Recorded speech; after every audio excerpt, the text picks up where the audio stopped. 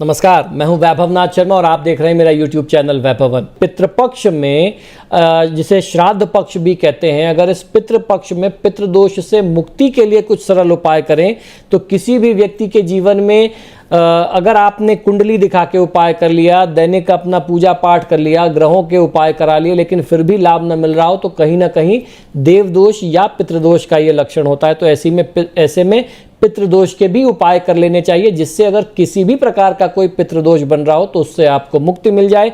तो आइए जानते हैं, समझते हैं कि क्या है इसका पितृदोष बनने का कारण और कैसे आप उसकी मुक्ति का उपाय कर सकते हैं।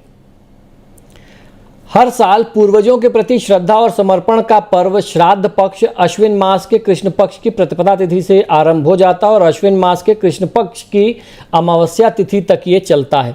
इन दिनों हर तिथि को अपने पूर्वजों के सम्मान में भोज कराते हैं और तर्पण करते हैं। अगर आपकी कुंडली में पितृदोष बन रहा हो और जीवन में कई समस्याओं का सामना आपको करना पड़ रहा हो, बनते हुए काम बिगड़ जा रहे हो, तरक्की रुक जा रही हो और जीवन में अशांति बनी रहती हो, तो ऐसे में आपको समझ लेना चाहिए कि कुंडली में गंभीर पितृदोष बन रहा है। तो ऐसी स्थिति में अगर आप अपने जीवन में सफलता पाना चाहते हैं और मृत्यु तुल्य कष्ट झेल रहे हैं और उससे बाहर निकलना चाहते हैं, मुक्ति पाना चाहते हैं, अपने दुखों और कष्टों से सफल होना चाहते हैं, तो श्राद्ध पक्ष में पितृदोष से मुक्ति के कुछ सरल उपाय करेंगे तो बहुत उत्तम होगा। इन उपायों का लाभ आपको बहुत जल्दी ही, बहुत कम समय में देखने को मिल सकता है। तो ज्योतिष शास्त्र के अनुसार कुंडली के नवम भाग को पूर्वजों का स्थान माना गया है और नवग्रह में सूर्य पूर्वजों के प्रतीक माने गए हैं।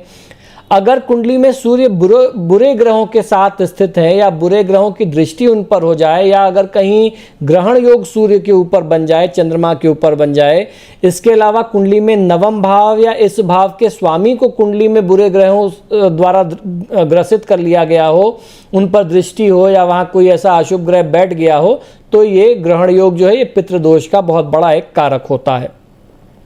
तो ऐसे में क्या करना चाहिए? श्राद्ध पक्ष में पंचबली कर्म किया जाता है, अर्थात 5 जीवों का भोजन कराया जाता है।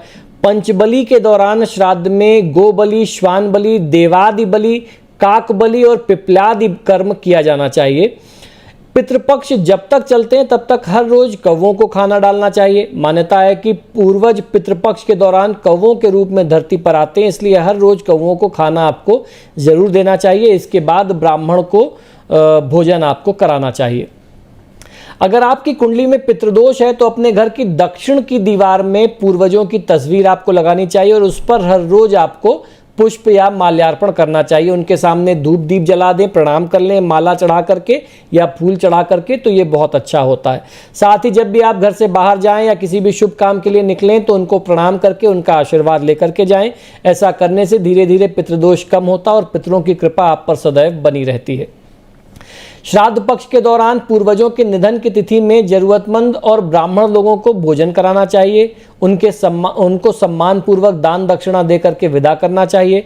भोजन कराते समय आप ध्यान रखें कि भोज को आप अपने हाथों से भोजन को जो है आपको खास व्यंजन ही उस तिथि में बनाने हैं, श्राद्ध की तिथि में, और वो व्यंजन बनाने हैं जो आपके पूर्वजों को विशेष रूप से पसंद थे, जो उनके प्रिय भोग थे।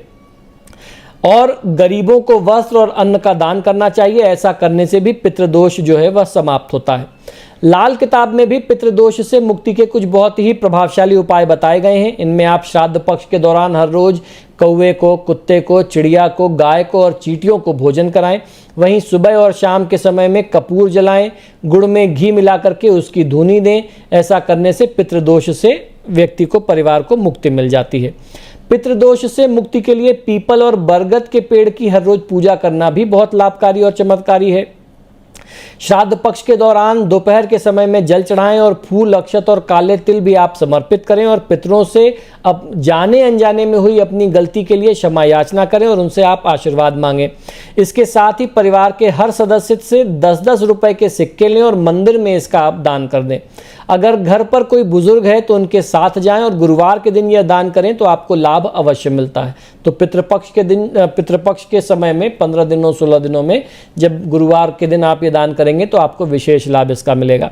पितृदोष होने पर गया में जाकर के, बिहार में जो गया है, गया जी में जाकर के पिंडदान करने से लाभ मिलता है। अंत्येष्टि कर्म में अगर कोई गलती रह गई हो, कोई कमी रह गई हो कर्मकांड होने में, अगर अंतिम संस्कार पूरे रीति रिवाज के साथ नहीं हो पाया तो गया में पिंडदान करने से उसका निवारण हो जाता है।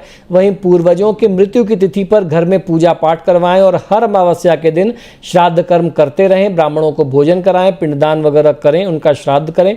साथ ही हर रोज गीता का पाठ करना चाहिए और गृहिणी को स्नान के बाद भोजन बना करके गाय माता के लिए पहली रोटी निकाल करके उसमें गुड़ रख करके अपने हाथों से गाय को खिला देना चाहिए। इससे भी पितृदोष से मुक्ति मिलती है।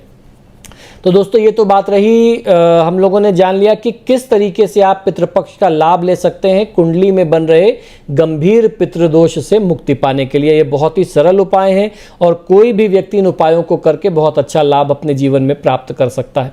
आप सभी लोगों से बार बार आग्रह करता हूं कि जब भी आप मेरे वीडियोस देखते हैं तो इनको लाइक और शेयर जरूर करिएगा। आशा करता हूं कि जो मैं प्रयास कर रहा हूं, ये सारे उपाय, शास्त्रों की जानकारियां आप लोगों को उपलब्ध कराता हूं, आप लोगों को ये पसंद जरूर आते होंगे। इसी शुभकामना के साथ कि आपका दिन शुभ हो, मुझे आज्ञा दीजिए और देखते रहिए मेरा YouTube चैनल वैभवन। नमस्कार।